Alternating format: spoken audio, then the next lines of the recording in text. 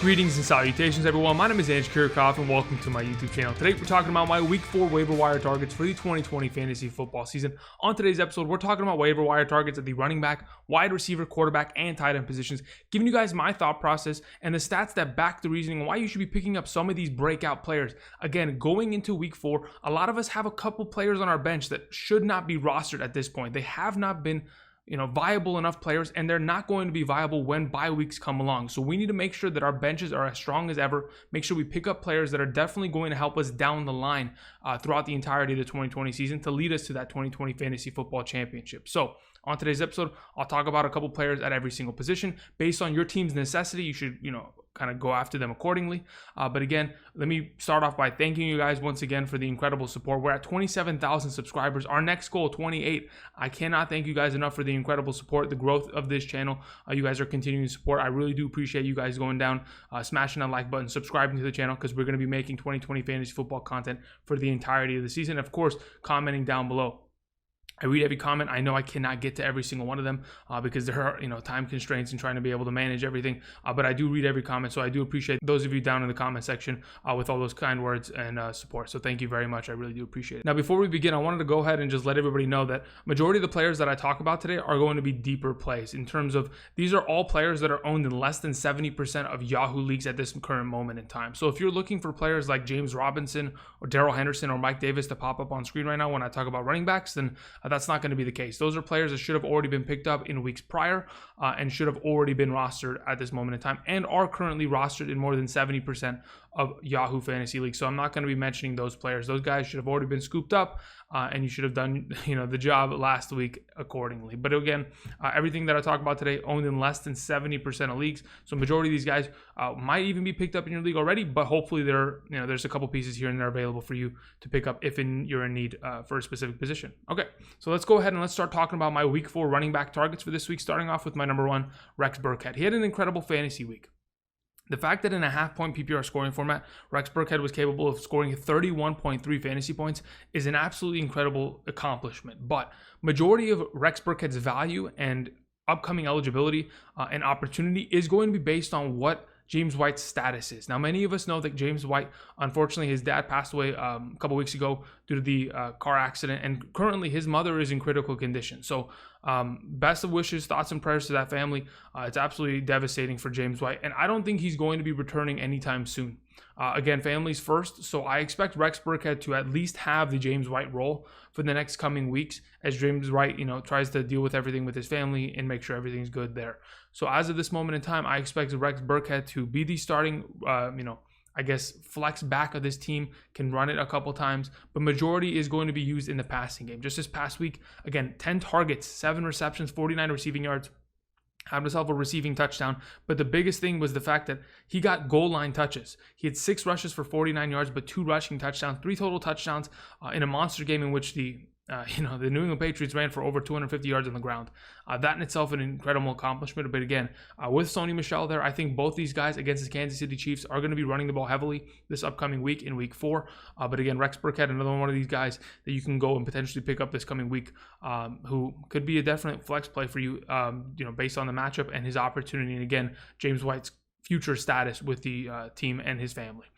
Moving on, we're going to go ahead and we're going to talk about Myles Gaskin. Myles Gaskin is a guy that I've been talking about for the last couple of weeks, and hopefully you've gone ahead and you've picked him up because he is going to continue to be the starting running back of this team. Now, at this current moment in time, Jordan Howard is stealing all of the goal line work. Jordan Howard, if I'm not mistaken, has about 12 carries for 14 yards and 3 rushing touchdowns, something like that this year. He is an absolute vulture, but I don't really mind that because Myles Gaskin came out this past Thursday against the Jacksonville Jaguars and was the starting running back and established himself. On the first drive, he had 8 rushing attempts. Throughout the entire game, he had 27 total touches, 22 rushing attempts on the ground, 5 receptions on 5 targets through the air. That in itself is going to continue to build within this offense.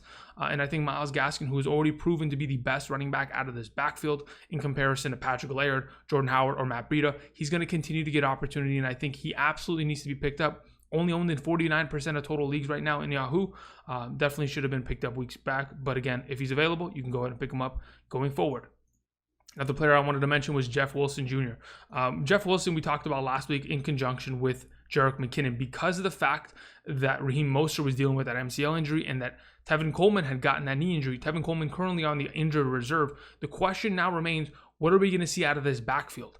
Jerick McKinnon, a little bit questionable as of right now. We don't know what the status of Raheem Mostert is going into this upcoming week. And the usage that we saw out of Jeff Wilson is going to continue to build. Now, his opportunity is there. His production wasn't the greatest, but on the ground, had 12 total attempts, had himself a rushing touchdown, 15 total yards on the ground. Not the greatest contribution for him, but again, he's going to still get more opportunity. He had 3 touches through the air on 3 targets, 54 yards, and a receiving touchdown. This upcoming week, they take on the Philadelphia Eagles. That team is an absolute mess. But I think against them, if in fact Raheem Mostert's going to miss, if in fact Jerick McKinnon is going to be a little bit banged up, Jeff Wilson could definitely come in and make himself a relevant fantasy piece for this offense. So that is another option there. We move on to our next option here. My number 4 is Adrian Peterson. Now, Adrian Peterson has been thrown around a couple times this year already in terms of waiver wire pickups.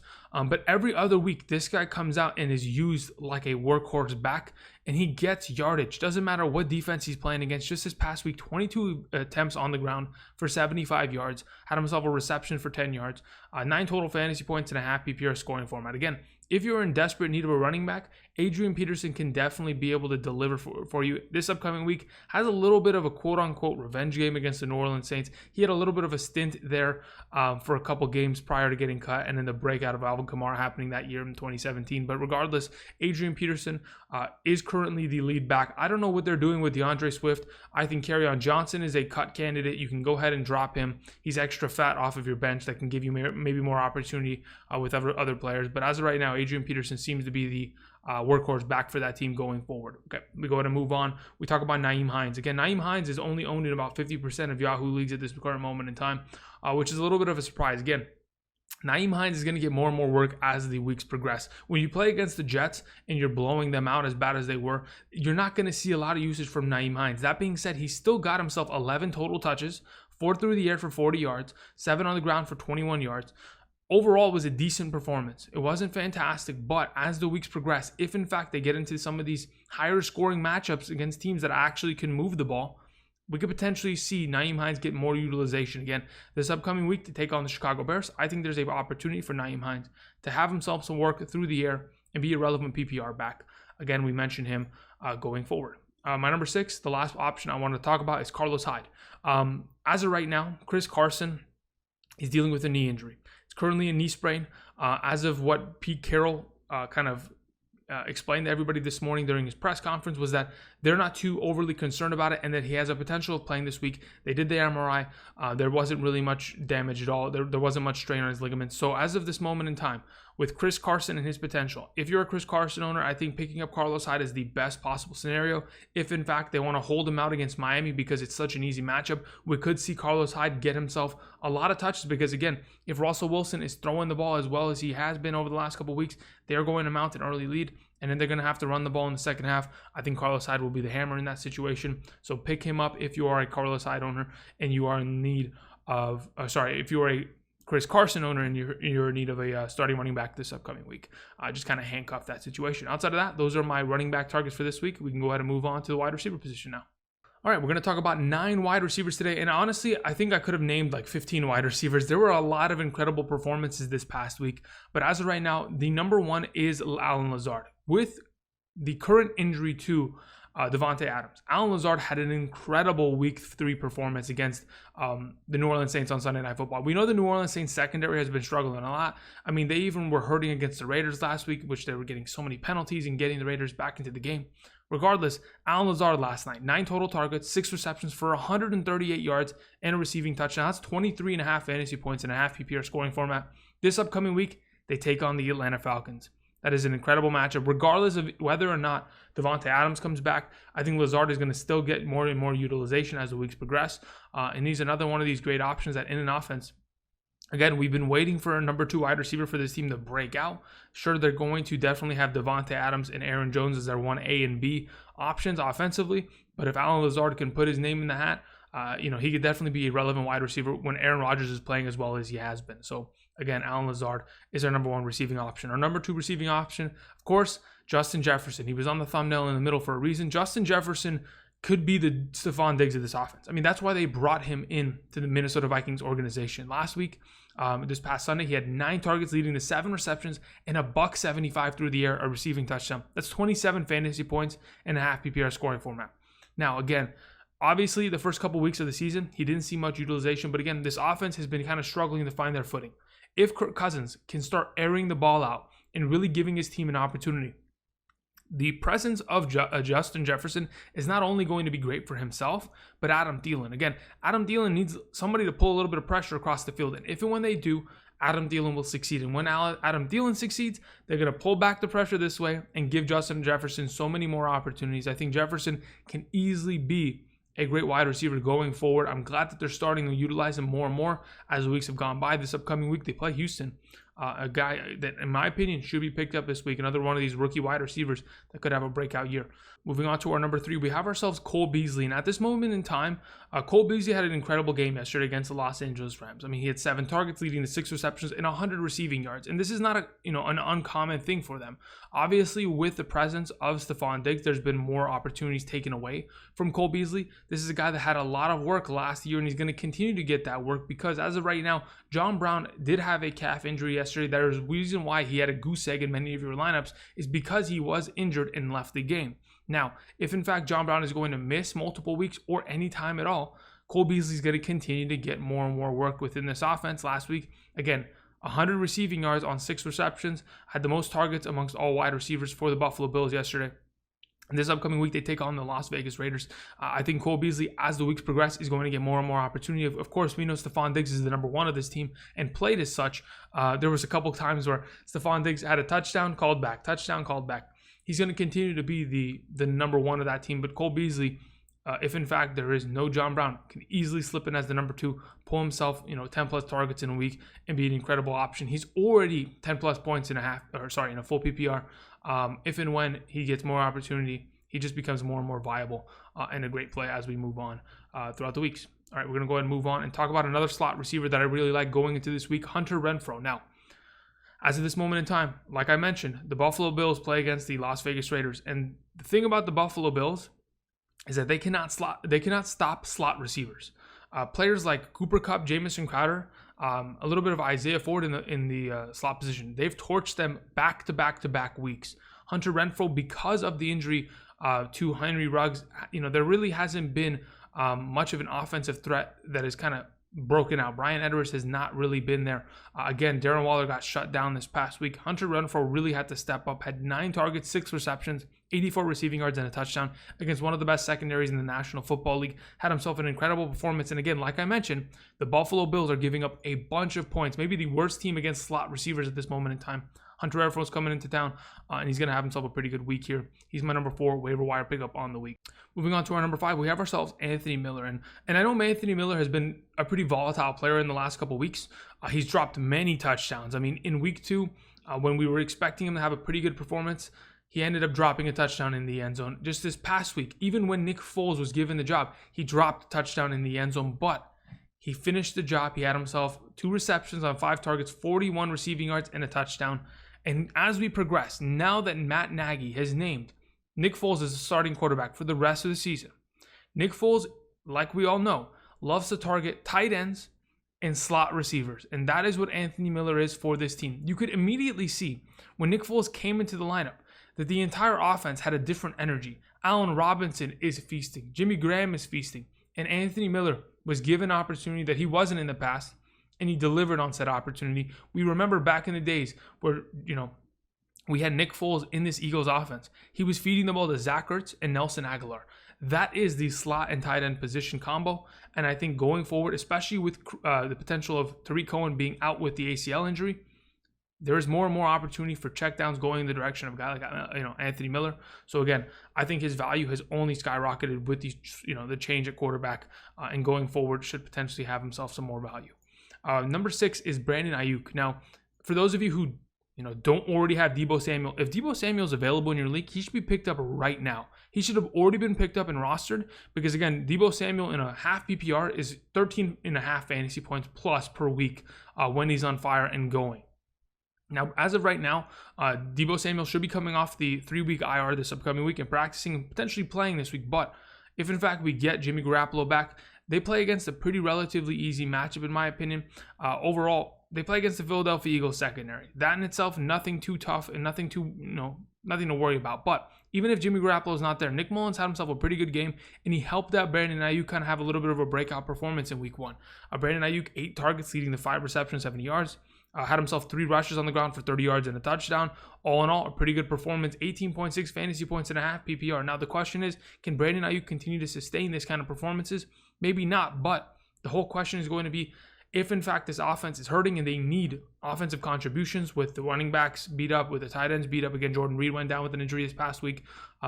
There is obviously going to be opportunity for some of these receivers to step up. I think Brandon Aiyuk, this rookie, is going to be asked to do so this upcoming week and going forward, whether or not Deebo Samuel is active. So I think he's another one of these options you should be picking up. The next option is number 7, Greg Ward. Now, as of right now, Greg Ward is the number 1 wide receiver of the Philadelphia Eagles. With Deshaun Jackson going down with a little bit of that hamstring injury and the question marks surrounding Alshon Jeffrey and his potential return time, Jalen Reagor going to the IR with that UCL injury in his hand. As of right now, Greg Ward, and from his targets, is the number 1 wide receiver on this team. 11 targets leading to 8 receptions, 72 receiving yards, and a touchdown.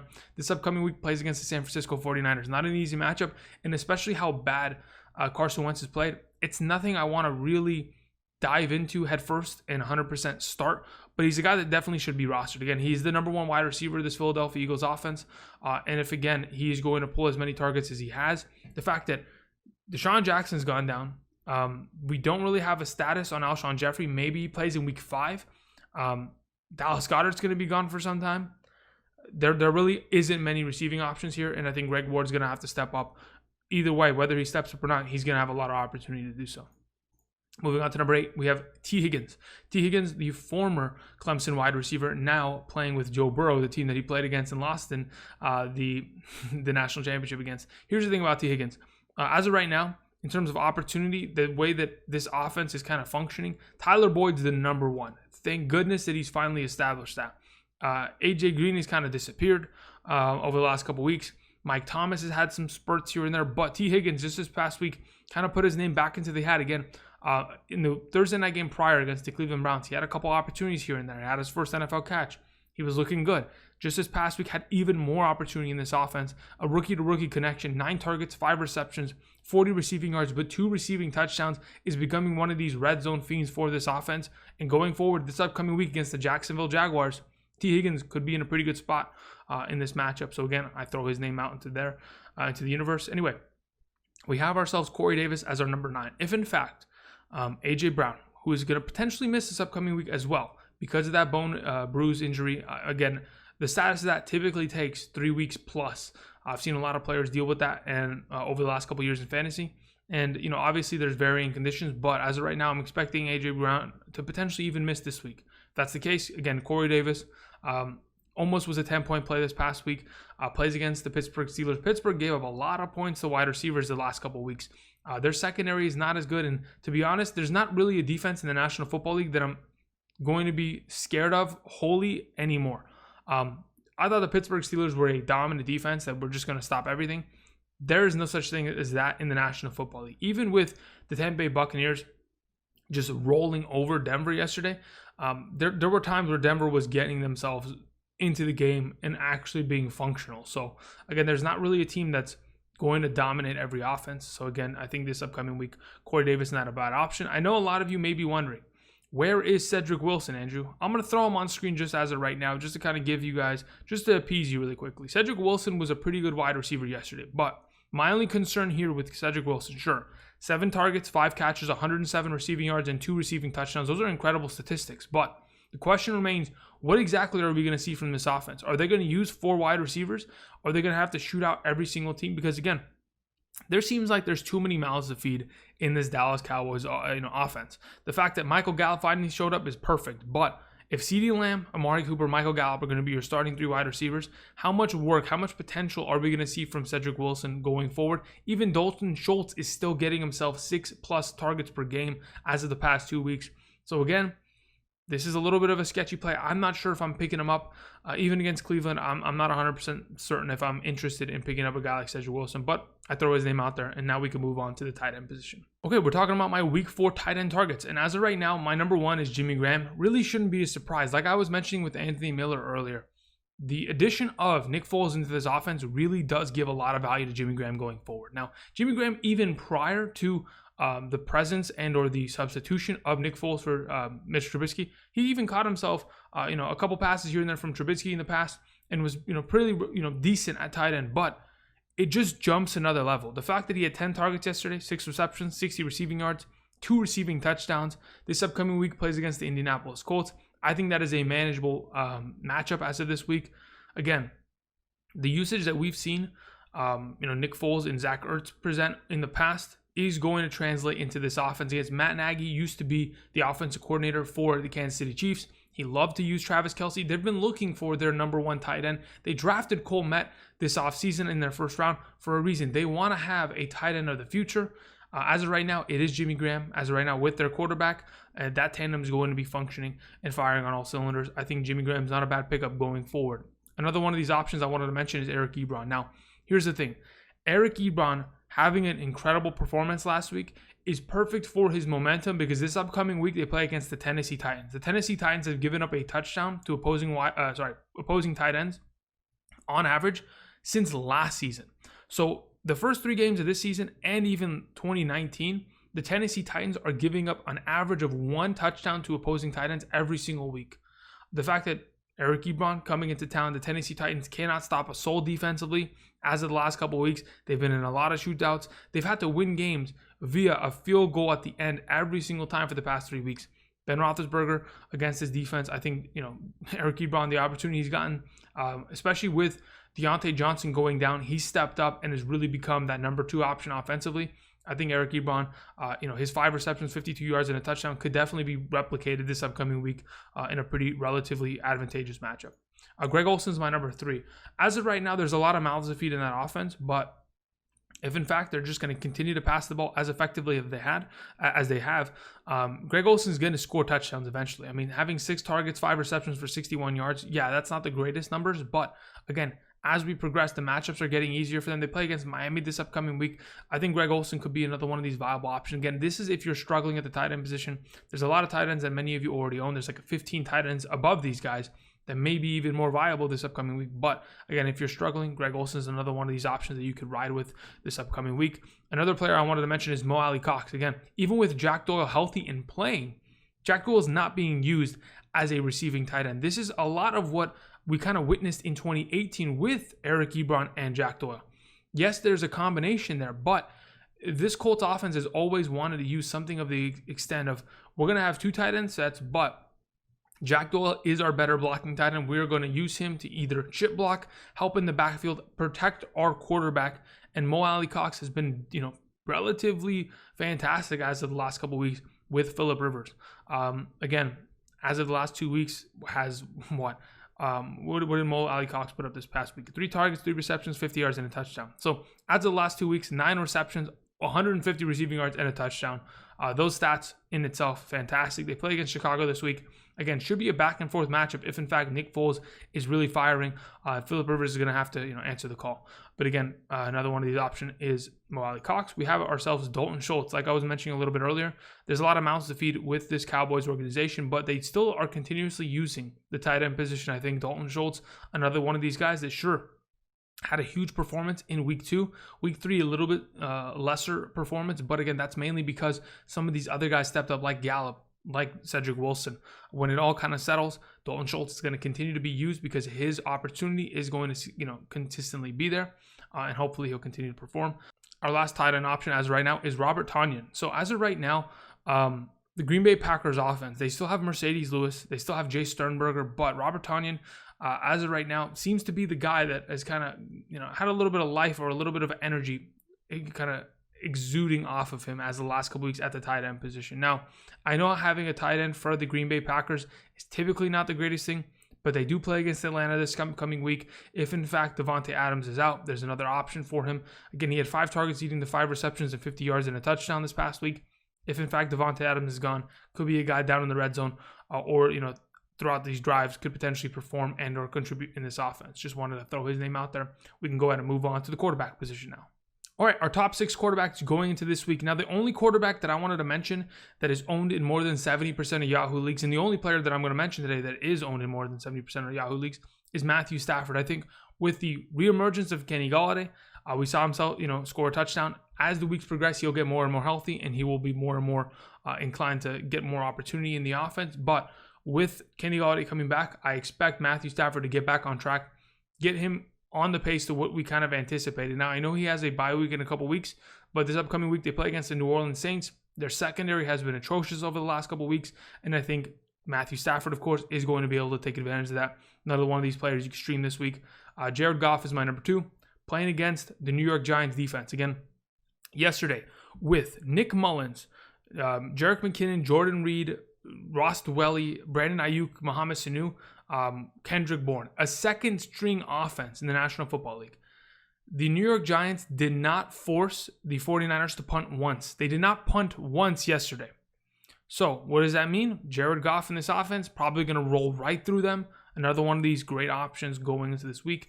Joe Burrow is my number 3, playing against the Jacksonville Jaguars secondary. I mean, if Ryan Fitzpatrick can have a game where he's going 18 for 20 passing, completes the first 12 passes in a row against this Jacksonville, defense, and then he's also running the ball like a madman, I think Joe Burrow, with the offensive weapons he has, sure, the offensive line is going to be a problem, but I think going forward, Joe Burrow, the amount of times he's throwing the ball, the back and forth matchups he's in, he's presenting a lot of fantasy value going forward and could be a great option this week against Jacksonville. Nick Foles is my number 4 option. Again, when Nick Foles comes out with a visor on, he puts everybody on notice. Like, he really does. So it's kind of exciting to see. But again, he took it off in the fourth quarter. Had a pretty good performance. Sure, only 188 passing yards, but again, 3 passing touchdowns, only 1 interception. Won this game for this team. Has forced the Bears into this 3-0 conversation now.